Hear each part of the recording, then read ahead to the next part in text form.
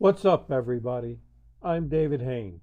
Welcome to episode number 282 of the A2D From Addict to Disciple podcast. If you enjoy this podcast, please like, subscribe, follow, and share the link with your friends. If you'd like to get our curriculum, you can get the paperback or ebook of From Ashes to Destiny on Amazon. Again, today's episode number 282 of the A to D From Addict to Disciple podcast, and it's entitled Class Clown Park. This is going to be a walkabout episode, and I wrote this one because I've been the class clown and not really felt understood too often. Matter of fact, often misunderstood, and people making incorrect assumptions because of me being the clown, I guess. And people would either laugh and I felt popular, or they would groan and say the joke was lame and inappropriate. Well, anyway, this episode's not about me. We're going to go on a walkabout in Class Clown Park and see what it has to offer us as we go on this walkabout. Okay, we're at the entrance, and the first thing I see is a sign that says, "Welcome to Class Clown Park." Here's the definition: a student who tries to make other students laugh. Synonyms for this class clown include class comedian, life of the party, and joy bringer. As you go on this walkabout, the signs will lead you on a journey of why people become the class clown or the life of the party. Even if that isn't you, we encourage you to see how you relate to each sign's topic. Okay, just going to interject here so I make sure everybody's on the same page. So it is called Class Clown Park, but they're looking at why people become the class clown or the life of the party. And those whys, they're saying, apply to all of us, but we all may not choose to be the class clown. We may choose other behaviors or other emotions that we experience because of these reasons why. Okay, let's go down the path to the first sign, and it says, the first reason why people become the class clown is attention seeking. Let me open the journal and see what some of the guys might have written in here. I'll read a couple. One guy said, "Yeah, that's me. Making people laugh brings me a feeling of acceptance. So for me, it's even a little more than attention seeking. I want the attention so that I feel accepted by them." The second guy said, "I was the youngest child and I always had to compete for attention. And so it was natural for me to just keep seeking attention wherever I get in life because that's what makes me feel that I'm loved or part of the family, so to speak." Okay, some deep reactions as we start. Let's go down the path to the second sign. And it says, the second reason why people become a class clown is for self-protection. Open the journal, I'll read a couple of the comments. One guy said, "My jokes are like a suit of armor that a knight would wear because they're my armor, my shield, which protects me from getting hurt by people's rejection. I don't feel rejected as long as they're laughing at my jokes." Sure, that's a deep one. Another guy wrote, "The laughter response feels like I'm getting approval from others. It's very affirming, and that protects my sort of fragile ego because I'm getting all this affirmation and approval, and that protects me from getting caught up in my head that I'm not worthy of approval."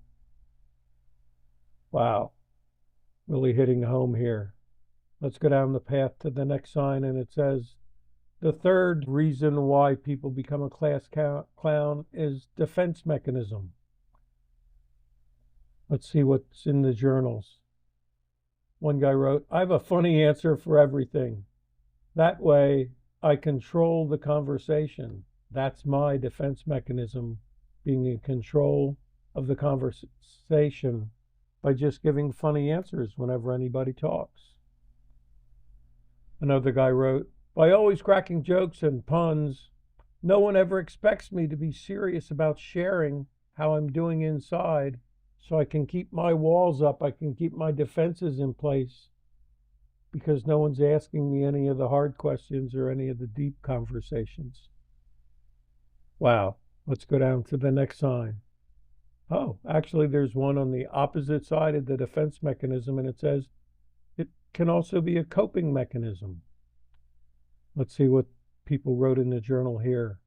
One guy wrote, humor allows me to deflect all my negative emotions, and that's how I cope with these negative emotions, by just deflecting them and not letting them sink in too deeply.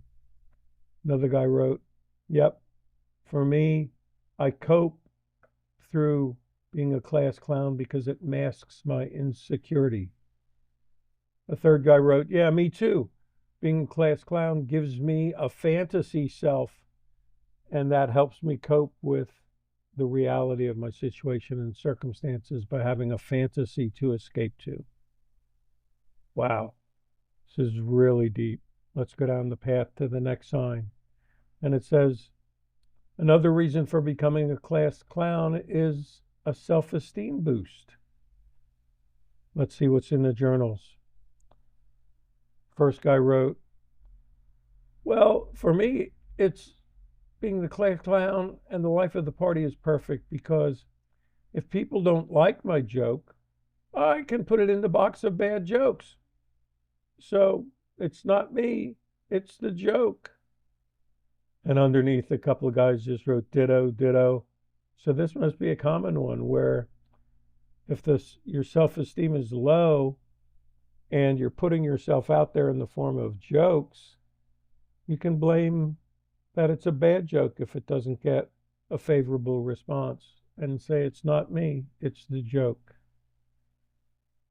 Okay, let's go down to the next sign. It says another reason for becoming a class clown is you get instant gratification. And in the journal, one guy says, that's so true. The spontaneous laughter gives me a rush. And there's nothing more spontaneous about laughter than a good joke that's spurred it on. Next guy wrote, this instant gratification of laughter, it's an awesome high. Short, but amazing. Sort of reminds me of crystal and crack cocaine. Wow. Getting deep again. I see we've got another sign just up ahead, so let's go down to that. And it says, the last reason for becoming a class clown that we're sharing in the park is you find a sense of belonging. Let's see what the guys wrote in the journal. First guy said, that's so true. As soon as I became the class clown, I was no longer an outsider.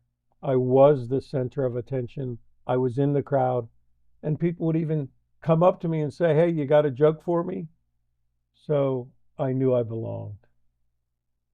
Next guy wrote, yeah, actually, the sense of belonging is, for me, that I got social acceptance. Because you see, I'm socially awkward and shy and sort of trip over my own feet, except when I take on the role of the clown, except when I become the life of the party.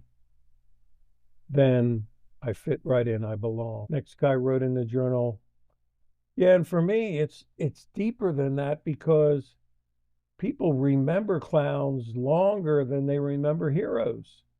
We keep talking about a funny joke we heard or a comedian that we remember a skit they did, because clowns make us laugh. Wow. Thanks for going on this walkabout with me. We've seen how some people become class clowns for more than just being a comedian. I want to ask you, as we're getting to the end of the park, what do you do to seek attention? What do you do for emotional self-protection? What do you do as a defense mechanism or a coping mechanism or a self-esteem boost? How do you find your instant gratification, and how do you find your sense of belonging? And as we get to the end of the park, there's one final sign, and it says we're closing off this walk through the park with a quote from the song "The Tears of a Clown" by Smokey Robinson and the Miracles. Now, if there's a smile on my face, it's only there trying to fool the public. But don't let my glad expression give you the wrong impression, because really I'm sad. Oh, I'm sadder than sad. Like a clown, I appear to be glad. Well, there's some sad things known to man, but ain't too much sadder than the tears of a clown when there's no one around. Pshaw, that's deep. Thanks for listening to this episode of the A to D From Addict to Disciple podcast. If you'd like to get in touch with me, you can send me an email at davidfroma2d@gmail.com. You can contact me through my website, www.froma2d.org, or you can send me a message on the link in this podcast. Keep listening to future podcast episodes, and as always, stay safe and stay resilient.